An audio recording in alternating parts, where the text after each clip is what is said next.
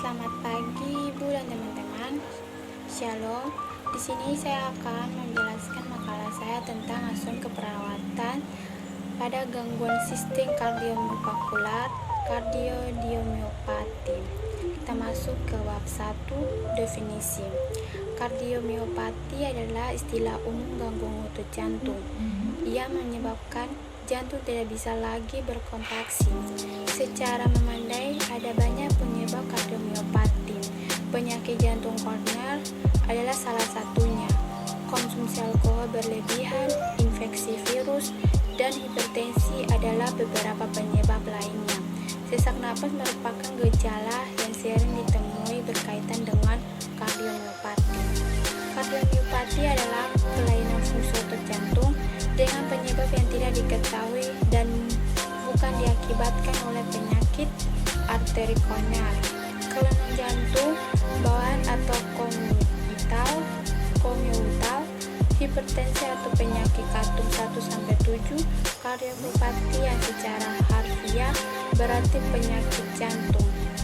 Untuk memompa darah dan berdenyut secara normal, miosit jantung atau kardiomyosit mengalami kerusakan dan kematian akibat dapat terjadi gagal jantung, artinya dan kematian mendadak.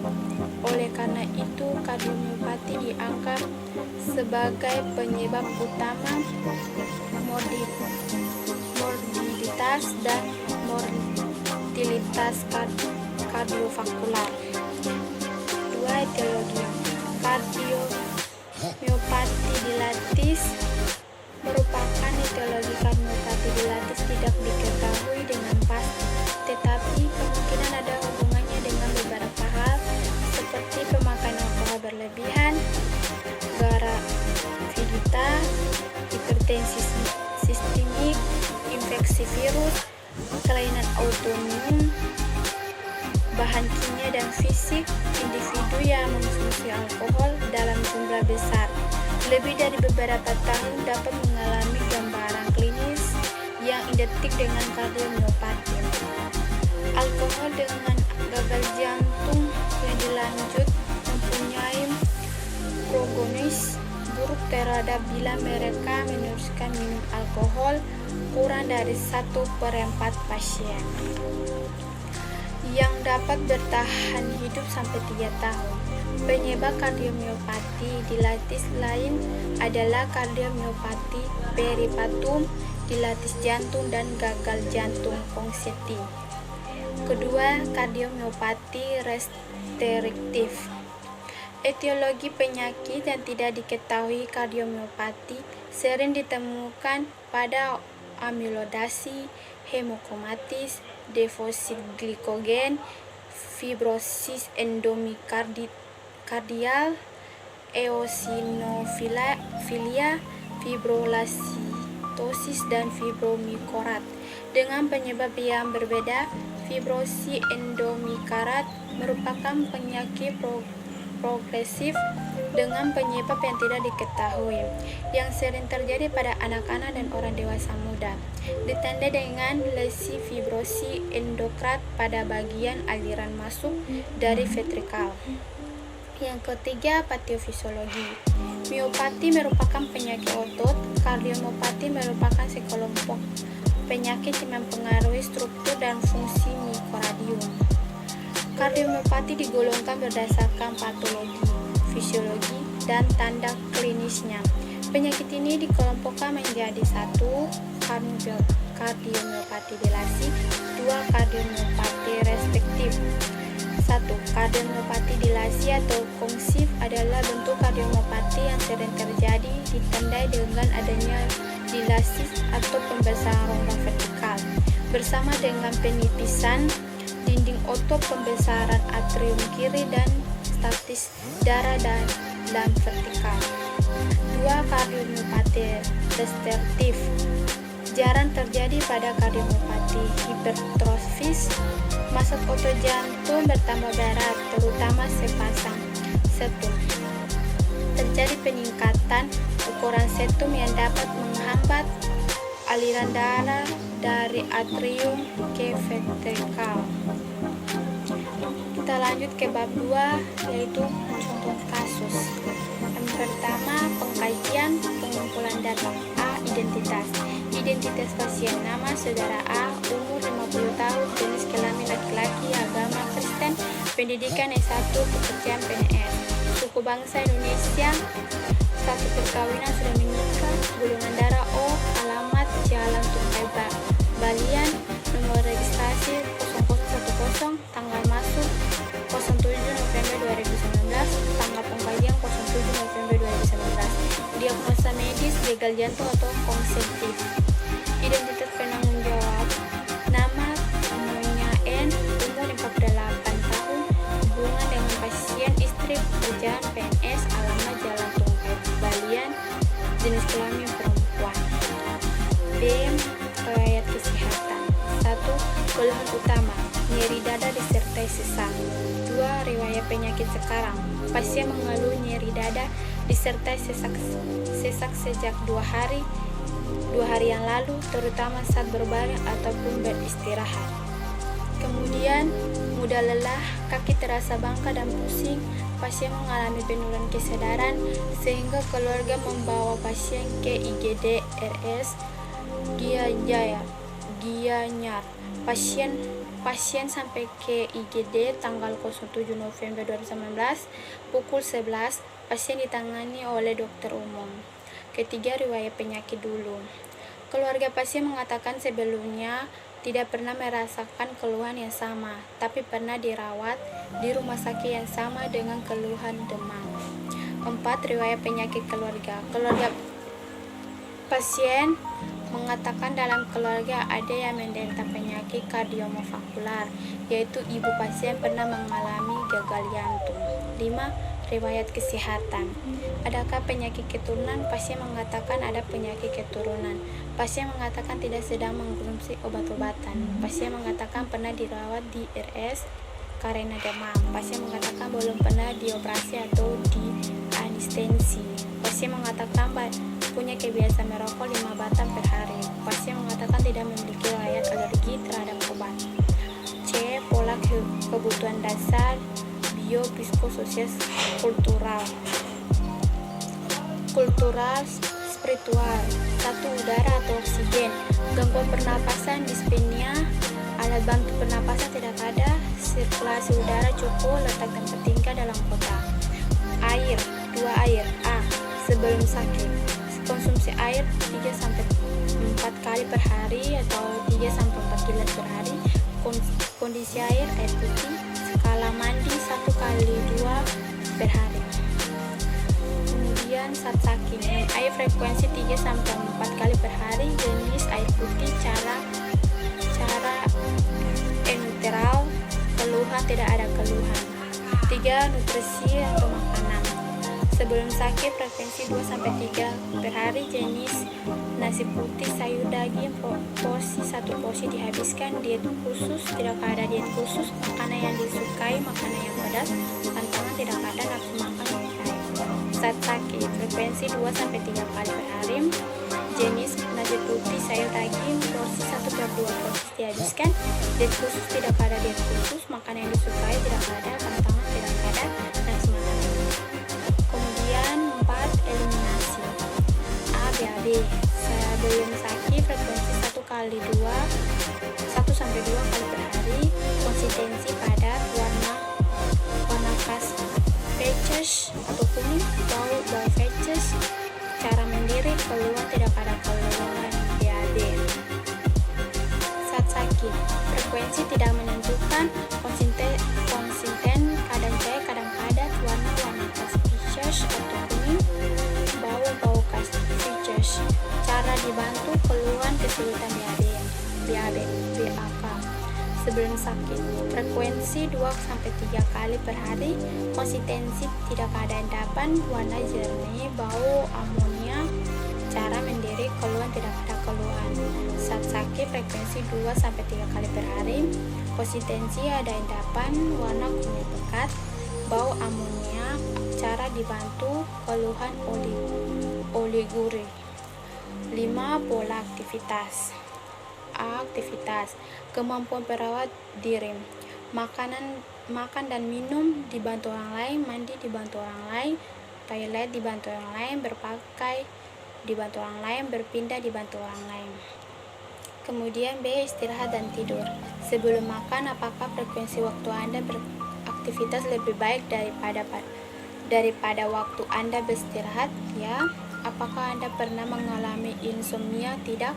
Beberapa jam Anda tidur malam sampai 6-7 jam, siang 1-2 jam. Saat sakit, apakah Anda pernah mengalami insomnia? Ya. Beberapa jam Anda tidur malam 3-4 jam, siang 30 menit. 6. Interaksi sosial. Kegiatan lingkungan Karang Taruna, interaksi sosial baik, keterlibatan kegiatan sosial gotong royong. 7. Pemelihara kesehatan. Konsumsi vitamin, jarang, imunisasi disangkal, olahraga aktif, upaya keharmonisan keluarga baik, stres dan adaptasinya baik.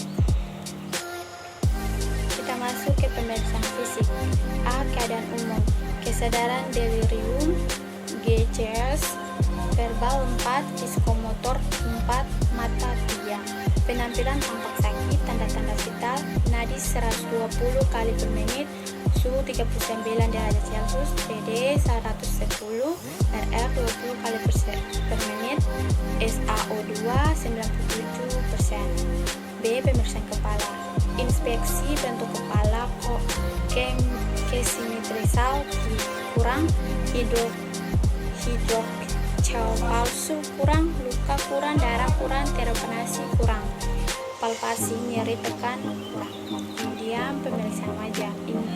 Inspeksi, perhatikan ekspresi wajah, meringis, warna dan kondisi wajah, tampak kemerahan, struktur wajah, elastisitas wajah baik, kelumpuhan atau fasilitas kurang. Kemudian 2. Pemeriksaan mata. Infeksi. A. Kelengkapan dan kesimetrisan mata, tambah exophthalmus kurang, endophthalmus kurang, kelopak mata atau palpebra oiden kurang, porsi kurang, perendahan kurang, luka kurang, benjolan kurang. Bulu mata tidak kontok, konjuktiva merah muda dan selera putih, warna iris hitam. Reaksi pupil terhadap cahaya, meiosis, skor tambah, kornea warna hitam. Nigitamus kurang, strabismus kurang. Pemeriksaan visus dengan Snellen Card OD 6, OS 6. Tanpa Snellen Card, ketajaman penglihatan baik. Kemudian pemeriksaan lapang padang normal. Palpasi, pemeriksaan tekanan bola mata dengan tonometer tidak, dengan palpasi teraba TNE tekanan darah. Kemudian pemeriksaan telinga. Infeksi pada palpasi, amati bagian telinga luar, bentuk simetrik kurang sama kiri dan kanan, warna kulit lesik kurang, nyeri tekanan kurang, peradangan kurang, penampakan sirmen kurang. Dengan otoskop, pemeriksaan membran Taipei, amati warna bening, transparasi normal, peredaran kurang, perforasi kurang. Uji kemampuan kepekaan telinga, tes bisik sama kiri dan kanan baik, dengan arloji sama kiri dan kanan baik, uji Wember seimbang, uji Riner sama dibanding dengan hantaman udara, uji Schwartzberg sama. Kemudian pemeriksaan hidung. Infeksi dan palpasi, amati bentuk tulang hidung dan posisi nasi tidak devisasi, amati meatus, peredaran kurang, kotoran kurang, pembengkakan kurang, pembesaran atau poli kurang. Kemudian analisis data. Simptom etologi problem. DS pasien mengatakan DO bunyi jantung tambah murmur, TD 110/70 mm/merkurium, NN 120 kali per menit, RR 28 kali per menit. perifer tidak teraba, denyut dan irama jantung berubah S dan S4 tambah. Kemudian etiologinya perubahan kontraksi otot jantung, problem penurunan curah jantung. Kedua, DS pasien mengatakan sudah butuh napas. DO RE 28 kali per menit, terlihat gelisah sulit bernapas. Etiologinya endema paru, problem tidak efektifan mengolah nafas. Jadi problem permasalahan kesehatan intensif, penurunan curah jantung dan ketidakefektifan nafas. Kemudian diagnosa keperawatan. Diagnosa keperawatan penurunan curah jantung berhubungan dengan perubahan afterlife, perubahan frekuensi ditandai dengan DS. Klien mengalami dadanya berdebar-debar, klien mengalami mudah lelah, klien mengalami sesak, klien mengalami sesak pada malam hari. DO perubahan irama jantung, bradykardia atau takikardia, EKG, aritmis. Perubahan prelat, endema distensif vena jugularis CSP meningkatkan atau menurun. Perubahan afterlife, tekanan darah meningkat, nadi perifer lemah, CRT kurang lebih dari 3 detik, sinanosis. Perubahan kontraksi tiba dengan S3 dan S4.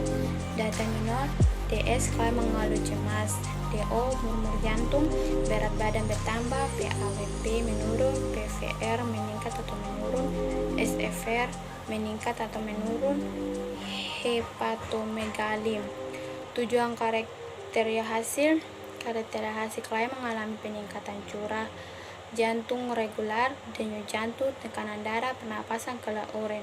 Kemudian intervensi keperawatan yang depan kajian toleransi aktivitas dengan memelihara adanya pernapasan atau pendek nyari, palpitasi atau lambung, pantau tekanan darah, pantau tanda adanya kolagen cairan, endema dan kenaikan berat badan, catatan bunyi jantung dan palpasi dari perifer. Kemudian intervensi problem masalah kesehatan intensi. 1. Penurunan curah hujan. Perencanaan tujuan setelah dilakukan implementasi selama 1 kali 24 jam, tidak ada nyeri dada, irama jantung teratur, frekuensi 60-100 per menit, TD 110 per 800 kali per menit, N 80 kali per menit, RR 20 kali per menit. Intervensi ada 3. Observasi tanda-tanda vital, bunyi jantung abnormal, observasi CFP. Kemudian rasional ada 4 sebagai dasar dalam melakukan intervensi. Selanjutnya sebagai dasar intervensi mengurangi nyeri, membantu penetapan ASA. Kedua, ketidakefektifan pada pola nafas. Setelah dilakukan implementasi, pasien diharapkan frekuensi pernapasan efektif, pertukaran gas normal. Intervensi tidak ada, rasional tidak ada. Masuk ke implementasi problem masalah kesehatan intensif. Pertama, nyeri. Tanggal 2, tindakan mengobservasi tanda-tanda vital, evaluasi OT 130 derajat, 90 mm merkurium, N 92 kali per menit, S 39 derajat Celcius. Kemudian jam 2.15 mengobservasi lokasi, karakteristik, komentar, dan durasi, frekuensi, kualitas, intensitas atau keparahan nyeri dan faktor verifikasinya. P. Bertambah nyeri saat bergerak, I. tertusuk, R. perut kanan bawaan, S. skala nyeri, NRS 8, T. terus menerus. Kemudian jam 3 tepat melakukan tindakan kontraksinya atau K4S. K4S menginstruksikan kepada pasien untuk menginformasikan kepada perawat jika peredaran nyeri tidak dicapai. Kemudian evaluasi, S. pasien mengatakan masih terasa nyeri, O. skala nyeri 8, S. pasien mengatakan memahami informasi yang diselesaikan, O. pasien menjelaskan kembali informasi yang dijelaskan. Kemudian jam 3.50 memberikan injeksi analgetik atau antibiotik. S. Pasien mengatakan masih nyeri. O. Skala nyeri 8, tidak ada reaksi alergi. Kemudian jam 8 tepat melakukan kunjungan preanestesi jenis regional anestesi. S. Pasien mengatakan mengalami perpisahan anestesi. O. ASA. Kemudian evaluasi masalah kesehatan anestesi 1. Nyeri akut. Evaluasi. S. Pasien mengatakan masih terasa nyeri pada perut kanan bawah. O. Wajah tampak meringis, skala nyeri